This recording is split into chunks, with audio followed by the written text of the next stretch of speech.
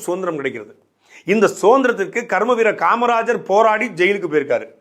தெய்வ திருமணர் முத்துராமலிங்க தேவர் போராடி ஜெயிலுக்கு போயிருக்காரு. கக்கன் ஜெயிலுக்கு போயிருக்காரு. இந்த சுதந்திரத்திற்காக நல்லகண்ணு அவர்கள் போராடி 7 வருஷம் ஜெயிலுக்கு போயிருக்காரு. பாவு சிதம்பரனார் போயிருக்காரு, பாரதியார் போயிருக்காரு, சுப்பிரமணிய சிவா போயிருக்காரு, கொடிகாத்த குமரன் போயிருக்காரு. இதே காலகட்டத்தில் அவர்கள் வயதை ஒத்த பெரியாரும் அண்ணாதுரையும் கலைஞர் கருணாநிதியும் 1940-47 காலகட்டத்தில் என்ன பண்ணிக்கிட்டு இருந்தாங்க அப்படிங்கிறத ஃபேக்ட் செக் பண்ணி போட முடியுமா? எல்லாருமே சுனா பணம் ஆயிர முடியுமாடா? என்ன பண்ணிக்கிட்டு இருந்தாங்க தெரியுமா? வான்கோழி, வேலைக்காரி அப்படின்னு இரவு மட்டுமே படிக்கக்கூடிய புத்தகங்களை மாங்குன்னு உட்கார்ந்து எழுதிக்கிட்டு மாங்குன்னு உட்கார்ந்து பேசிக்கிட்டு போகாத இடத்துக்கு போய் காசையும் கொடுத்து சரியா நடந்துக்கலன்னு சொல்லி காசை திரும்பி வாங்கிட்டு வந்தாங்கன்னு சொல்லி வனவாசத்தில் கண்ணதாசன் சொல்றாரு.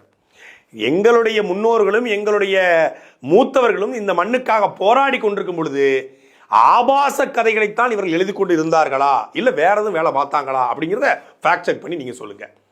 அதே போல 1949 திராவிட முன்னேற்ற கழகம் ஆரம்பிக்கும் பொழுது அங்கிருந்த 50 தலைவர்கள் பெயர் பட்டியலில் இல்லாத கலைஞர் கருணாநிதி அவர்கள் எப்படி 1967 அண்ணாதுரை மறைக்கும் போது முதலமைச்சர் ஆனாரு, அப்ப என்ன வேலை பார்த்தாரு அப்படிங்கிறதையும் கொஞ்சம் ஃபேக்ட் செக் பண்ணி போட்டால் நல்லா இருக்கும். அதே போல கச்சத்தீவை தூக்கி கொடுக்கும்பொழுது கருணாநிதி என்ன பண்ணிக்கிட்டு கிடந்தாரு, கச்சத்தீவை தாரை வாய்க்கும் போது கருணாநிதி என்ன பண்ணாருங்கிறத கொஞ்சம் ஃபேக்ட் செக் பண்ணுங்க.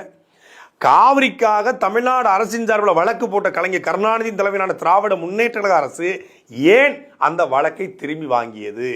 இந்திரா காந்தி அழுத்தம் கொடுத்து திரும்பி வாங்கியதா, இல்லை இந்திரா காந்தியோட இணக்கமா போனால் திரும்பி வாங்கியதா, இல்லை வேற எதுவும் அங்கே நடந்ததா அப்படிங்கிறத கொஞ்சம் ஃபேக்ட் செக் பண்ணி போட்டா நல்லா இருக்கும். மிசாங்கிற அடக்குமுறை சட்டத்தில் ஒட்டுமொத்தமான திமுகவும் அன்னைக்கு இருந்த தமிழ் தலைவர்கள் அத்தனை பேரும் கைது செய்யப்பட்டு அந்த கைதுக்கு காரணமாக இருந்த இந்திரா காந்தியை பழிவாங்க வேண்டிய திமுக மீண்டும் ஏன் இந்திரா காந்தியோடு கூட்டணி வைத்தது?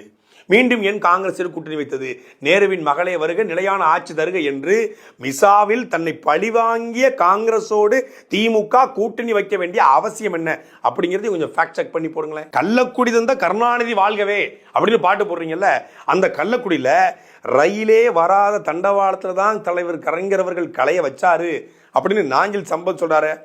ரயில் வந்தது 4வது பிளாட்ஃபார்ம், கலைஞர் கருணாநிதி தலை வச்சது 2வது பிளாட்ஃபார்ம் அப்படின்னு சொல்லி சொல்றாரு. அது உண்மையா இல்லை உண்மையிலேயே ரயில் வர்ற தண்டவாளத்தை தான் தலையை வச்சாரா அப்படிங்கிறத கொஞ்சம் யூட்டன் டீம் ஃபேக்ட் செக் பண்ணி போட்டால் நல்லா இருக்கும். தமிழ்நாடு முதலமைச்சர் ஐயா ஸ்டாலின் அவர்கள் ஆட்சிக்கு வந்த உடனே ஓங்கோல்ல பதாக வச்சு, எங்க ஆந்திரா மாவட்டம் ஓங்கோல்ல பதாக வச்சு மணவாடு நேர் மணவாடு அப்படின்னு சொல்லி மணமணிசி அப்படின்னு சொல்லி பேசுறாங்களே, அப்படி ஏன் ஓங்கோல்ல ஸ்டாலினுக்கு பதாக வைக்கணும்?